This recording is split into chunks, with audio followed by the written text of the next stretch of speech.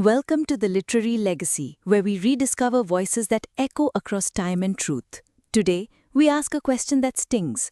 Why was Anil Chandra Thakur, one of India's most emotionally piercing and socially relevant writers, never adapted by Bollywood or featured on Netflix? He wrote in Hindi, Maithili, Angika, and English. He wasn't just a multilingual writer, he was a voice of the voiceless. Born in 1954 in Sameli, Bihar, his works such as The Puppets, Ek Ghar Sadak Par, and Anadkha Sukhpave peeled open the realities of caste, rural despair, and the emotional landscape of everyday Indians. उनकी कहानी में हमें अपनी तकलीफ दिखती है। ऐसा लगता है जैसे किसी ने हमारे लिए भी लिखा हो। But despite this, he remains absent from cinema, from curriculum, from policy. उनकी कहानियां abstract नहीं हैं, वो सिनेमा हैं। Take The Puppets, a story of control, helplessness, love. It could have been India's answer to The White Tiger or Slumdog Millionaire.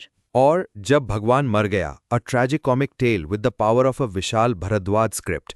His narrative arcs resemble those of Peoply Live, Masan, Sairat and Ranjana, but they came from the grassroots, unfiltered, unglorified. So, who failed whom? Why did Bollywood miss him?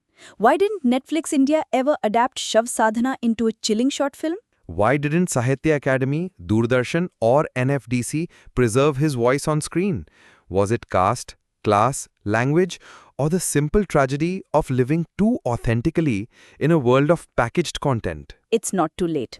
His stories still breathe. Imagine Rogue as a haunting shot on YouTube. Kutch as an animation on Netflix in Angika. Ek Ghar Sadak Par as a play by NST. Subha as a docu-series on literary families of India. We urge filmmakers, producers, Netflix, Amazon, Hotstar, discover him, read him, bring him to life. And to our listeners, share this episode. Recommend Anil Chandra Thakur in every film club, literature forum, or screenplay pitch him. Because some stories don't fade. They just wait to be seen. This is The Literary Legacy. Until next time, keep listening, keep remembering.